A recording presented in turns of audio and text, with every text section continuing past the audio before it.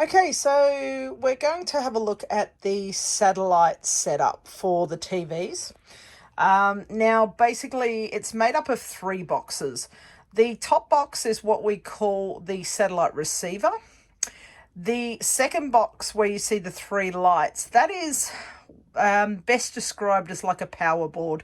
You don't ever need to do anything to that box as long as it's in the on position, and you can leave it on all of the time. You don't need to ever turn it off or touch it. It can just stay there like that. The bottom box is what they call the UDI box. That's the indoor unit, and that's what actually controls the antenna on top, or the satellite dish. So let's just run through a few of the buttons that you will need to press at some stage. Now, you'll notice here, first of all, let's talk about the top box.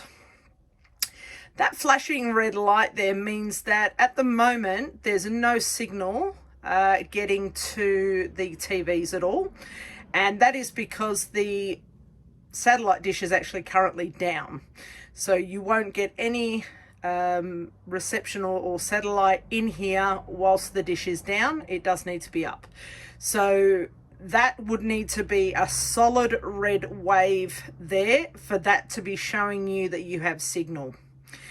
Like I said, the second box, don't worry about it. You don't need to touch it, but it does need to be on, and those lights need to be on.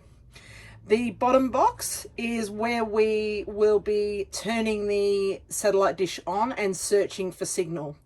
Now, you have a couple of buttons. Let's go to the top again. So over here, the reset button is the button that you would generally use on this box if you needed to re-scan your channels into the TV. You would use the reset button there. And on the bottom one, you will use the power button, and you will use the search and close button. Now, we're just going to run through it quickly as if we were setting it up, and we'll see how we go. When using the satellite and setting it up, there's a few things to remember. First of all, these three red sideway, it looks like a Wi-Fi signal. That's actually the signal for the satellite dish, and it needs to be solid. Once it's solid, if it's flashing, it means it's not picking up signal. Once it's solid, it means that it is. If you ever lose the channels and need to reset for it to find the channels again, press that reset button just there, and that will run through just rebooting the box and to bring the channels back in. The bottom button here on the sphere, the search button is here. If you find that it doesn't search and give you signal first time, make sure that you press the search again, and you will hear the dish going around trying to find some signal there. Okay, so we've just gone to the bottom UDI box now. We've pressed the power button and it's woken it up. So now we're going to press the search button over here, and you should hear the satellite dish start to lift up and rotate around. And you'll see there that it's going to try and connect to zone 1. Now, in the step-by-step guide, you'll see the zones and what parts of Australia the best zone is. If you need to connect to a different zone, you can press the search again and look for a different zone. So we're just going to wait for that disc to, the satellite disc to go up, and then we'll be back. So it's still searching for satellite signal, and this can take a few minutes. So we're just going to wait, and we will be back soon. You can see still here, this is flashing red, and we want that to become solid on the receiver. Okay, so now you can see that the red light is now solid, so it's found a signal. You can see here that it is zone 1 that it's connected to, and it's complete. And we are now going to go to the TV and have a look at how to get those channels working on the TV. Okay, so now we're looking at the TV. You have two remotes you're going to be working with today. The tall one is the TV remote, and the other one that says Sat King, that is obviously the satellite remote.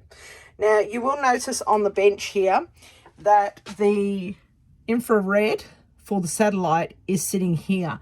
This is over where all the remote controls and all the units are. So when you're operating the satellite remote, you do need to point it at this, not the TV. Now, it will be confusing at first, and when things don't happen, you'll realize why very soon. The normal TV remote, however, just point it directly at the TV. So what we're going to do now is we are going to turn on the TV. So now it's loading the TV.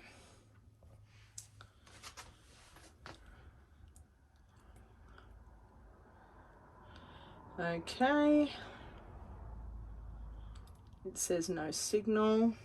So perhaps I do need to select the source, which on the remote control, it is this button here. Press towards the TV source and then arrows up and down to select HDMI 1. Press OK in the center.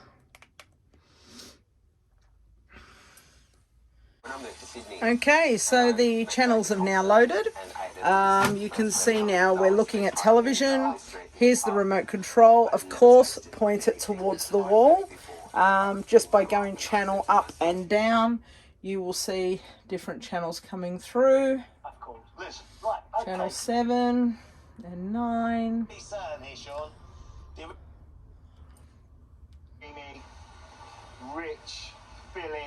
Now, if for some reason you find that you can't find the channels have not come in, do the following. So with the remote control, you'll see a menu button, okay, which is just here. Press the menu button. I'm going to point it towards the infrared. So menu button will bring this up. Failing that, if you find that the channels are just not coming in at all, but you do have a solid light here, you may need to bring them in again. So see the reset button just here on the receiver? If you press that button, what it will do is it will go and grab all of the channels again and bring them into the TV. So if you do have any issues at all, just make sure you do that. Okay, so now you've been watching TV and it's time to turn the satellite off. What we need to do is, obviously, you can just turn the TV off first of all. So we're going to do that. And then we need to go back down here to the boxes. Now, you do not need to touch the top and the middle box at all. The only box you need to touch is the bottom box.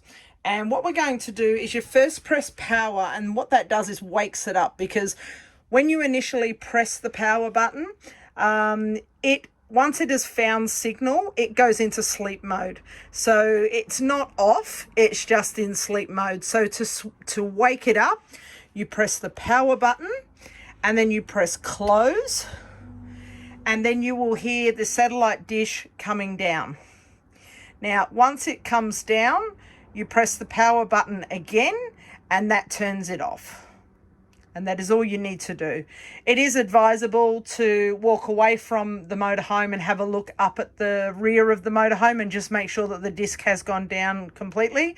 And other than that, you're good to go.